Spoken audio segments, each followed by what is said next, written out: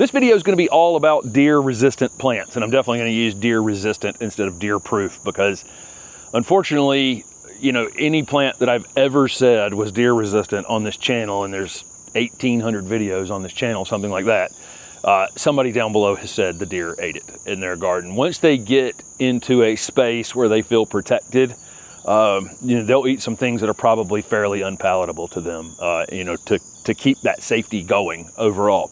I will say the Rutgers list of deer-resistant plants is a great resource, and they've divided it into A, B, C, and D. Basically, D is candy. A is the things that are generally considered virtually deer-proof. Again, there's probably no such thing overall. But, you know, the A's are things, if you had heavy deer populations, you would probably stick with, and the B's would be, you know, trial and error, you know, type of plants. C's and D's you would avoid if you had a heavy deer population. What we have here in our Raleigh garden is the occasional deer that passes through, seems to stay a week or two and then moves on. This year has not moved on and has been a little more aggressive here in the garden.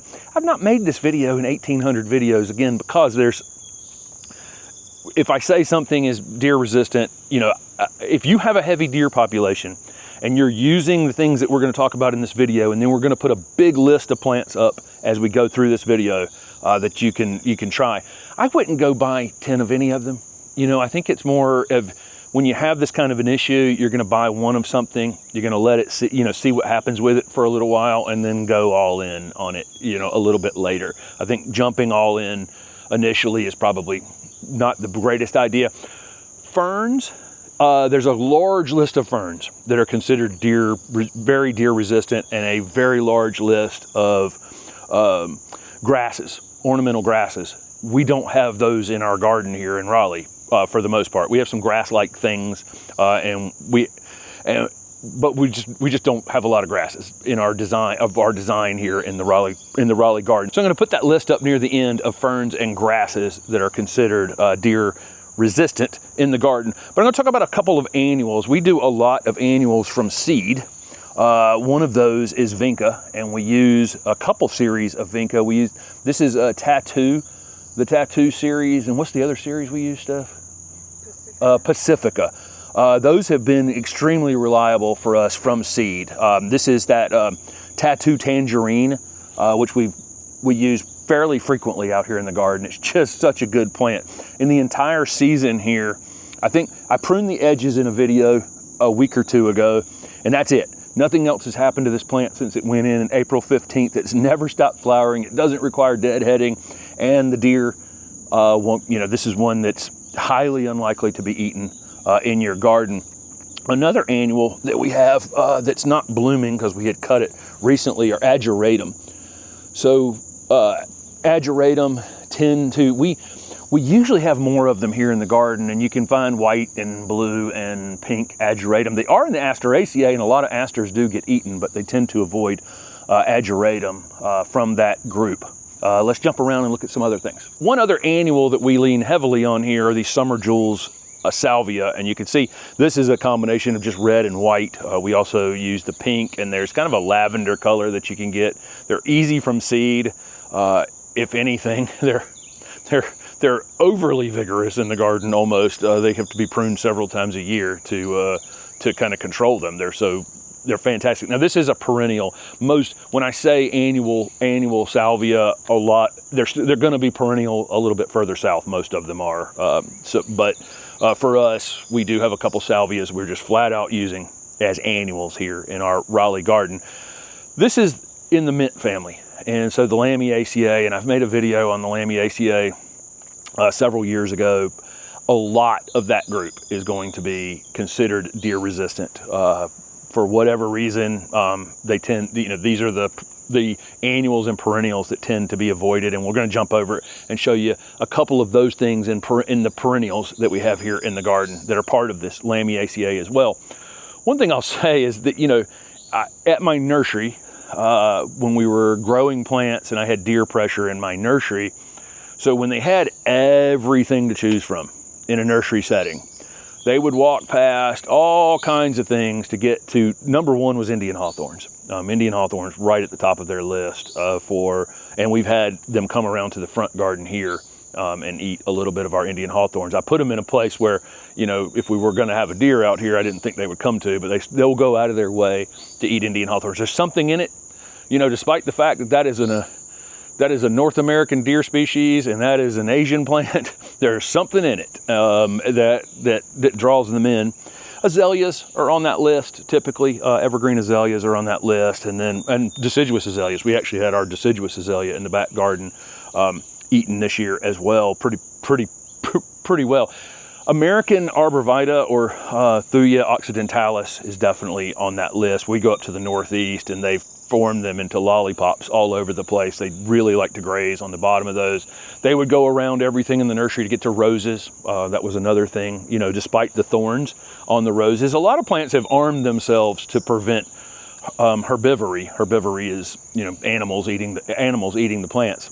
You know, that out in the Southwest, a lot of the plants have hairs on the leaves, which are actually for preserving some water content in the leaf, but it also acts as a deterrent for chewing animals as well. And then, you know, they've armed themselves because they can't recover as easily, right? But the plants, a lot of the plants in the East, you know, their defense against it is they can just grow back, right, fairly quickly. Out in the desert Southwest, you have such a limited amount of resources, a limited amount of rain. You have to prevent yourself from being eaten. So you arm yourself with thorns and other things, and you reserve water in, you know, in cavities inside the plant, and so on and so forth.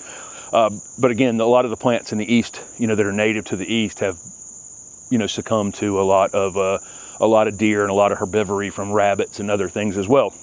But again, with the intent of just being able to grow back in the future. So let's jump. So this is kind of our transition plant. The salvias are going to be annuals and perennials. Lots of different varieties from, you know, zone 4 to zone 11. For some will be annuals for people and some will be perennials. Let's jump over to some perennials. I happen to have a few things here together that are on the list. To a couple, like 3 perennials, but alliums. These are spent alliums from earlier in the season where they had the flower up here, but we leave these in the garden. Well, at this point, that one's kind of over, but they do kind of look decorative the rest of the season. But alliums are definitely on that deer-resistant list. A perennial that is epimedium. And so where epimedium this time of year is just mainly a foliage plant, you know, ground cover for part shade conditions typically. Does a good job of being kind of a living mulch in the garden, although there are a lot of different epimedium. And if you go on the Plant Delights list, there are a lot of them. Some of them will get a little bit taller, some of them a little closer to the ground. Typically what we'll do with these is we'll cut them back to the ground before new growth starts on them, because they flower initially in the spring. And when we cut that foliage back, the flowers really show off and aren't just eaten kind of a little bit by the foliage. So that's the only maintenance we have to do on the epimedium. Behind it is a hellebore, and we do the exact same thing with the hellebores. We have a lot of hellebores in this garden, but these two just happen to be next to one another. But the hellebores, another evergreen perennial, but February, you know, or maybe even late January sometimes, we'll cut this foliage back to the ground, and then the flowers will come up and bloom without the foliage in the way, and then it puts on new foliage later in the season. So these just kind of get refreshed in the early spring, but otherwise they're, you know, evergreen perennials that are doing a pretty good job of preventing weeds in this space. Happens to be a fern next to it, and again, I'm going to put a fern list at the toward the end of the video. I'm going to put, you know, we showed like 3 annuals there, but we've got more that are going to be on a list toward the end of the video of annuals, perennials that we're not showing in the video, shrubs, and ground covers. Another one that could be considered an annual or a perennial is Lantana. For a lot of people in the country, you'd be growing these as annuals. We have a few that we can grow as perennials here, and then we actually have a few that are annuals for the season that are kind of low ground cover ones. But you know, one of the things on this plant is it has an extremely rough texture along the stems. It's almost spiny up the stems, and that's one of the things that, you know, will prevent, I mean, this is not going to be a very tasty treat at all with those spines along the stem there. Another thing about this plant, you know, if something did come along and eat it, you know, midsummer, it's a it'd almost be like a free pruning on one of these lantanas. I mean, I can take this lantana and cut it back 80% off the top of it right now to the ground, and I could come back here in 3 weeks and it would be you know, it would have grown back 6 to 8 inches again and would be back in bloom at that point. But lantana, again, these rough textured things tend to be things that are avoided. Another mint family member is Agastache, and this is Blue Fortune's Agastache. This is a hybrid between a native Agastache and an Asian species, and it is a fantastic plant in the garden. The pollinators are on this thing all day long, and even early morning where we don't have many pollinators in the garden, they're already on this plant. It doesn't even seem like there's enough flowers on it for the amount of pollinators that visit it every day. It just must produce a tremendous amount of material for them. It's just unbelievable. This is another one. It's a bit big and tall back here because it's in a little bit of shade. If I wanted to right now, I could just cut the thing a third back. We tend to try not to take things away from the pollinators during the season, but if I needed to, or if it was floppy like this one that's down here, I could just cut it off and it'll come flush right back out from that. You'll notice a lot of these things in the mint family, several things. Number one, if you pull a leaf off most of these things, you know, in these mint family members, the salvias, the Agastaches, catmint would be another one. And smell the leaves, just like other mints. They're going to have some sort of fragrance to them. That's probably a big part of what, you know, what is preventing them or is undesirable for them to eat. The other thing you'll notice is a lot of them have square stems, which is an interesting feature of a lot of the Lamiaceae family. And we talked about that in that video if you want to go back and take a look at that. Of course, in that mint family are a lot of herbs. And so mint, obviously, which if you're going to have mint in your garden, I would highly recommend that you contain it in some way. So our mint is over in a container over there, and there's a lot of different kinds of mint, peppermint, spearmint, and then a lot of varieties of mints that you can get. Some really powerful, some, you know, a little bit weaker, you know, depending on what you're trying to, what kind of drink are you trying to make, or whatever is the kind of mint that you would buy. But again, I would contain it in a container because it can be pretty aggressive in the garden. But again, those fragrant leaves tend to be avoided by rabbits and deer and that kind of thing. The other one is, you know, the thyme and oregano, which we have out here as ground covers, would make absolutely fantastic ground covers. Rosemary falls into that family, and rosemary is now Salvia. It used to have its own genus, but they moved it over to Salvia. These are, for us here in Zone 8, perennials in the ground for the most part, as long as they have good winter drainage. It's a Mediterranean plant, so it doesn't want to stay wet during the winter time. And then they bloom typically in February, early March. And if there are any pollinators out, if it happens to align with a warm day, you'll get some pollinators. A lot of different varieties of rosemary. This one is Chef's Choice rosemary. I like this one because it's a good ornamental plant, as well as being a good culinary rosemary as well. And the one other here would be the Salvia officinalis right there, which is blooms earlier in the season with kind of a lavender flower on it, pretty good sized flower on it. But that's sage. So if you want to add sage to your garden, that's an easy plant, a very easy plant to grow overall. So herbs are definitely high on that list. The thing that these plants armed themselves with was a fragrance that prevented other things from eating them. But then humans came along and went, wow, that's actually pretty tasty. I will say, and we're going to go over to this side here, I do have a salvia in the garden here that the deer decided to eat. They have not come back to it. It's flushing out pretty quickly. So, you know, I think, unfortunately, there's also a sampling that could happen. I mean, where something comes along and eats something and it goes, well, I didn't really like that, and moves on. But in the process, unfortunately, they'll take stuff and tear it out of the ground for us. You know, or they'll damage it to the point where, you know, the plant just looks terrible the rest of the season. It may be something they won't come back around to, but it doesn't look great. Russian sage, another member of that Lamiaceae, nothing is over here eating it. And I know that something is here eating things because the Solidago right next to it has been eaten by a rabbit, basically down to the nub there. There's a vinca coming up in it from seed. From our previous plantings of vinca in this area, and that won't be eaten, anyway, we'll pull that out of there. Sometimes these perennials, you know, what we found is the first year or two they're in the ground, when they're a little closer to the ground, the rabbits really come after them pretty hard. And then once they get a big enough root system on them and can really kind of explode out of the ground, they're able to outgrow the rabbits. I know this video isn't about rabbits, but that's one thing that we'll leave this here. And next year, I think it'll be more vigorous, and it'll kind of outgrow them. But again, Russian sage, definitely a good choice. I talked about the allium earlier. There's some other bulbs as well, and I'm going to put some list near the end, so bulbs would be on that. There'll be a list of bulbs as well. Boxwood is definitely near the top of the list for deer resistance. Typically, you know, if I see a subdivision out in a rural area and the entrance to the subdivision, you know, has a sign or something, it's almost always boxwoods planted around them, and a few other things that they're kind of the standard go-to. You know, deer are definitely coming to this sign, and they're going to eat whatever we put out here. Boxwoods are typically on that list. We have all 4 of the better boxwoods out here in the garden, which are boxwood blight resistant. So, you know, if you're buying new boxwoods, you know, these are out on the market now.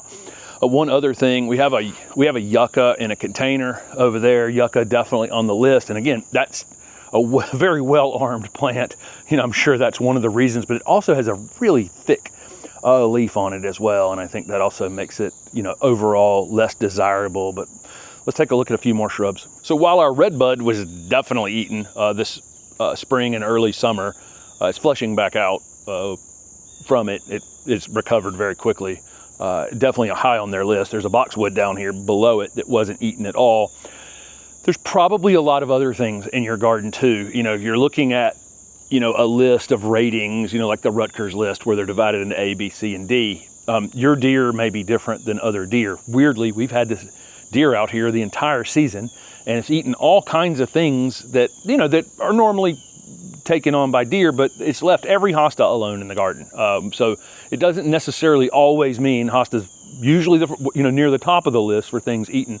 So you may have something that they just, you know, that's not on any particular list that just happens to work for you. That's always a possibility. We'd love to hear down in the comment section of this video people with a lot more experience, people who have, you know, herds of deer coming through their gardens, what it is that typically is avoided in your garden. I think that me talking in this video, you know, talking through some things and putting up some list, you know, on the end of things that are considered to be very deer resistant is not as helpful probably as your personal experience. So, you know, add that to the comment section down below the video, and I think that would be beneficial for people to read through these comments in the future on this video and learn from that.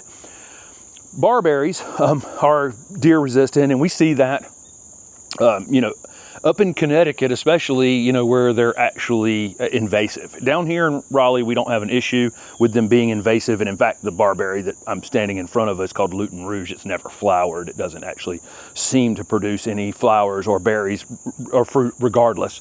But even if it did, we don't have that issue here. We have plenty of invasive plants back here in our wooded areas, but barberries aren't one of them. But when we move up into the Northeast, we were at Steph's sister's house 2 weeks ago now, and the wooded areas around her house are absolutely full of barberries in the wetter areas that are invasive, and the deer simply are obviously not touching them. You know, she has herds of deer moving through her garden area there, so barberries are on that list. Weirdly though, I had the experience of growing crimson pygmy barberries at my nursery and had the deer come along and strip the branches of leaves. So the thorns actually point at kind of an angle on the branch, like the branch is here and the thorns are kind of there. They would come and strip the leaves off of the branches like that. So I just had a deer that engineered a way to figure out how to eat a barberry. Another one that's in that resistant list is butterfly bushes. Tend to be pretty much on every list of, you know, avoided by the deer. One other issue that can happen, you know, we're not going to have, I don't think we have any of the resistant trees in this garden, and we're gonna put a few trees on a list at the end as well. Is larger material like trees that can get, you know, develop a trunk can be damaged a different way. You know, you can have a buck come along and rub on the bark and actually, you know, do a different type of damage than just eating the foliage off of something. So there's that too. When trees are small, a lot of times they need some additional protection, even if the foliage is kind of out of reach of the deer. There's a variegated agapodium out here, or bishop's weed.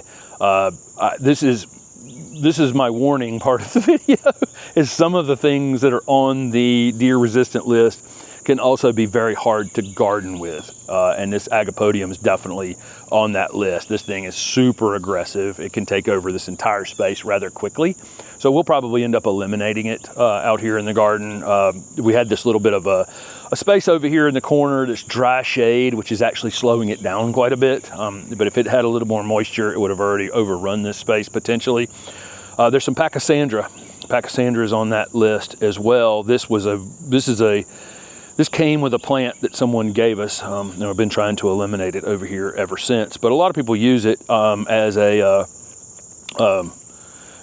use it as a ground cover, but in the wrong place, it can actually take over quite a bit of space. We have several places in the neighborhood where, Pachysandras kind of overrun it. Not as bad here in the south as it is a little further in the north. And then I mentioned mint earlier. We kept a container to contain our mint in a container and not let it get into the ground because it can really take over. So as you're looking at that list and you're looking for ground covers, be careful what you wish for. Yes, some of them are plants that the deer won't eat, but they can also be kind of hard to garden with later. Here in the south, we're able to use Cephalotaxis. This is a ground cover Cephalotaxis, which is Japanese plum yew.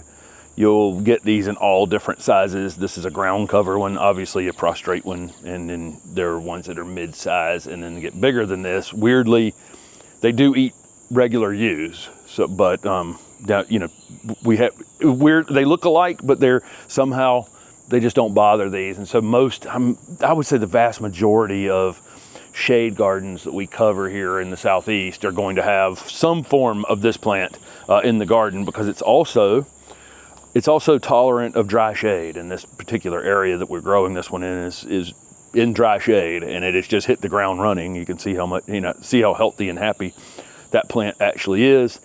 And it's back here where we're getting lots of things damaged from deer, and that one, they just don't touch it. Another one that's available for most people to grow is Pieris japonica, Japanese Pieris or Japanese Andromeda. It's weird to me that the common name is longer than the Latin name for that plant. So Pieris. There are a lot of different varieties of this. We've covered Temple Bells, and we do have a Temple Bells in the garden here. This one is Mountain Snow. This one's in the Southern Living Plant Collection. We kind of abused this plant to start with. It was in the dry shade back here, and it is tolerant of dry shade, but we really weren't thinking about it enough when we initially put it in, and so it suffered for the first season or two.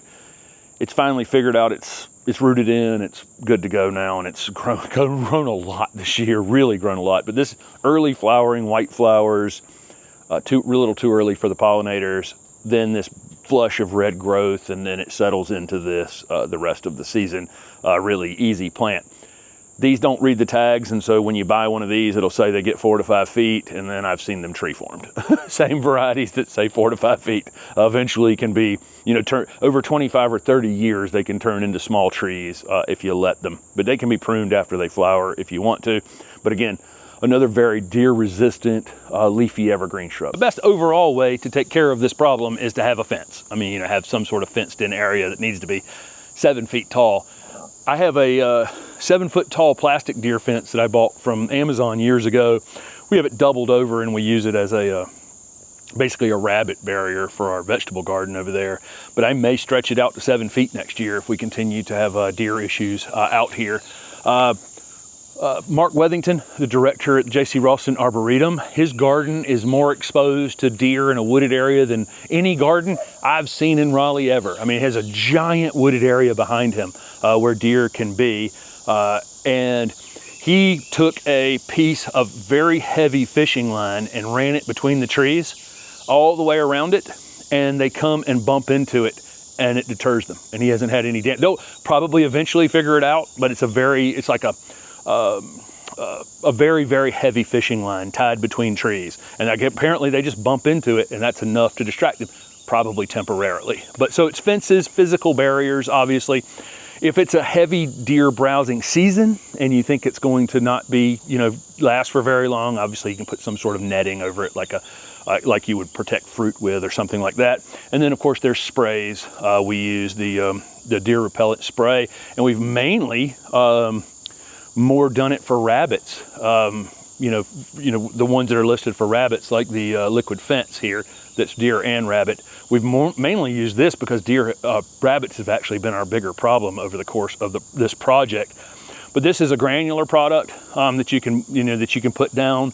Typically we travel a lot, so right before we've been leaving, I've been doing this, and knock on wood, we haven't had any damage in a week or two now. I think maybe have finally gotten this one to move on. I mean, we're lucky that way. I think that maybe we could get this one to move on. And then there are liquids that you can spray as well. Keep in mind, they're almost, you know, I hate to say this, I don't want to be in the garden either. Same as the deer after I spray some of this stuff, because it's fairly smelly. So you're like, am I actually winning when my garden smells like this? I don't really know, but these are fairly effective. When it rains heavily, though, they do need to be reapplied.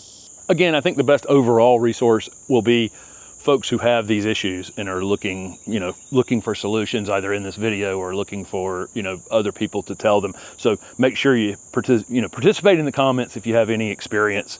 This little section right here, we have Broelia, which the deer have just come and mowed off several times during the season. So there's a few flowers on them now, but they've definitely underperformed because they've been at the top of their list. There's hosta back here behind it, and patience back there behind it.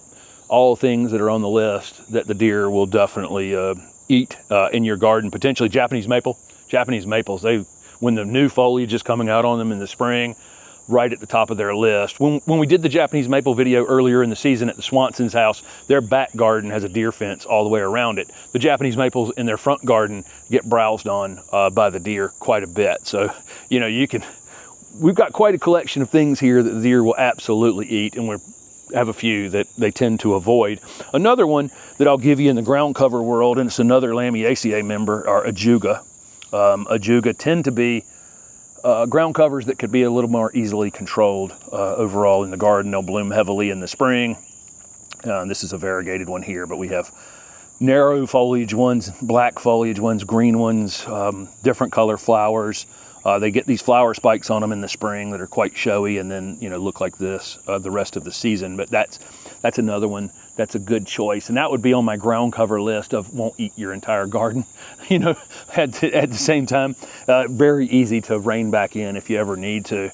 But that's the main thing. We'd not had a deer setup residence here, since we had been on this project. So we had been quite lucky, and this season we did.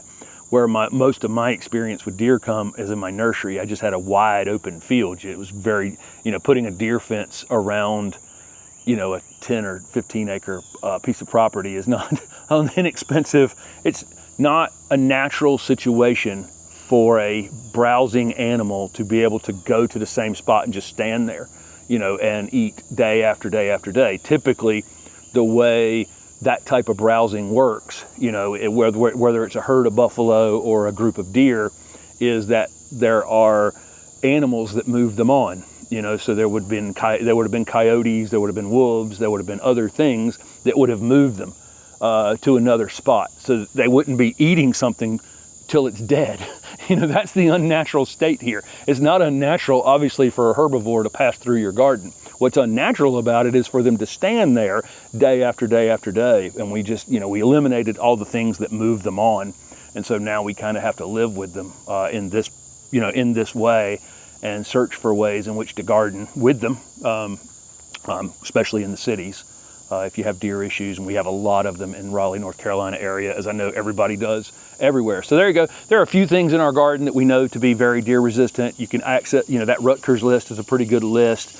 And then I hope people will kind of fill in down below your experiences. You'll probably tell me that a few of the things I just showed off in this video have been eaten in your garden. And it's one of the reasons I've kind of avoided it over the years, because it's just, one person's pest deer, that's eating something, is not eating it in another person's garden, and back and forth. And so that's kind of an interesting one. I think we'll see some people say, this thing doesn't get eaten in their garden, and someone right below that will probably say, it gets eaten in my garden. Unfortunately, that's kind of the way that is. But we lean toward things that have scented leaves or have kind of hairy leaves, very thick foliage, those kinds of things, thorns, those kinds of things tend to be avoided, or at least lower on the list overall. So thank you guys so much for watching.